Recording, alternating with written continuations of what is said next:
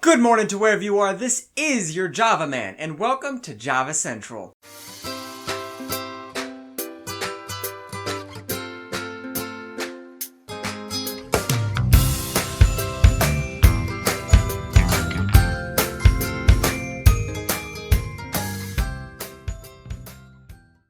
So today is another episode of Coffee Around the World, and today we're going to Vietnam.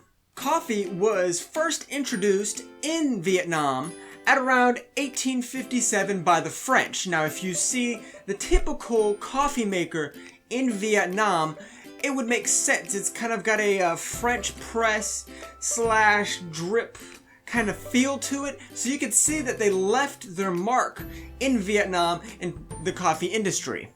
By the time we hit the moon in 1969, they were making instant coffee through the Cornell coffee plant. Now, the coffee industry in Vietnam took a pretty big hit with the coming of the Vietnam War. So after the war, the coffee farms became a collective group, which hurt the sales and hurt their productivity immensely.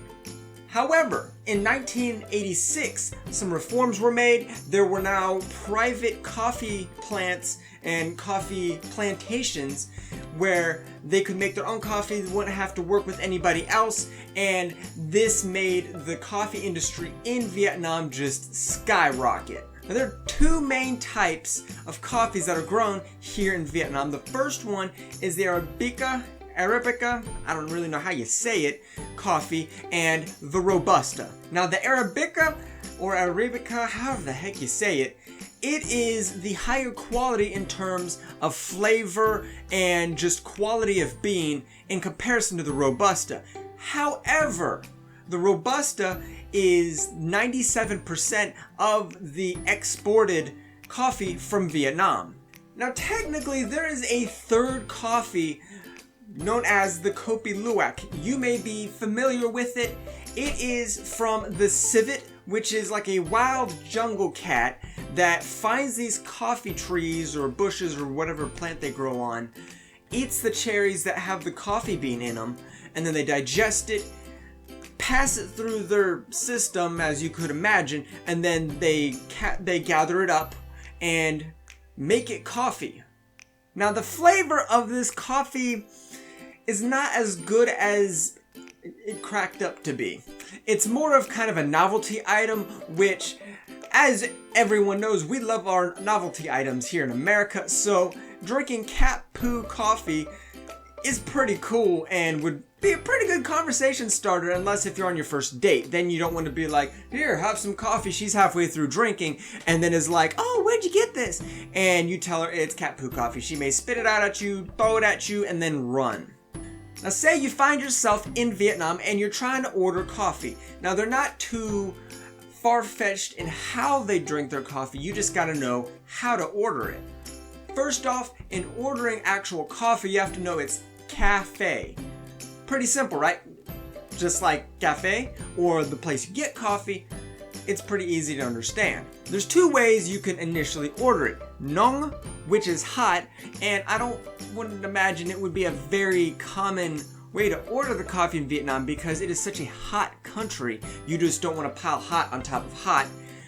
But there's also Ta, which is iced, the more common way they like to drink coffee there in Vietnam. Now, there are three ways you can order your Nong or Da coffee. You have your Den, which is just straight up black coffee. You have your Swa, which is with milk.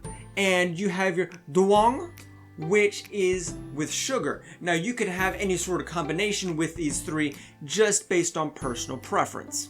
One thing you have to remember, though, milk and dairy farms are not very common in Vietnam, so what they like to use is sweetened condensed milk. I did a video on some Vietnamese coffee and it involved sweetened condensed milk. I did a little digging around and realized this isn't something that's super unhealthy for you. This isn't something that's super just bad for you, high fructose corn syrup. It's literally concentrated milk and sugar in a can. So All of you who may be kind of unsure of it, don't worry, you're probably already putting this in your morning coffee. Now there is also a special coffee they have there called the Ca Phe trung. This is literally egg coffee. They take the yolk of an egg, mix it with condensed milk, and put it in coffee. Now you may think that's strange, but this seems to be some form of delicacy like in Vietnam. So if you just happen to be in Vietnam and you order this, give it a shot. For all you know, this may be your breakfast, and a great one at that. Well, I think that's gonna have to end this episode of Coffee Around the World. I hope you enjoyed it. If you have any ideas for Coffee Around the World, will a creamer, review it, whatever, hit me up in the comments. I will most likely take your idea and just go with it. Oh, one more thing. I don't know if you've noticed, I got this shirt on, and I thought it was pretty stinking neat. If y'all want one, I might start making some, ordering some, and selling them out. Who knows? But I do know one thing. Let's go brew up some love for somebody.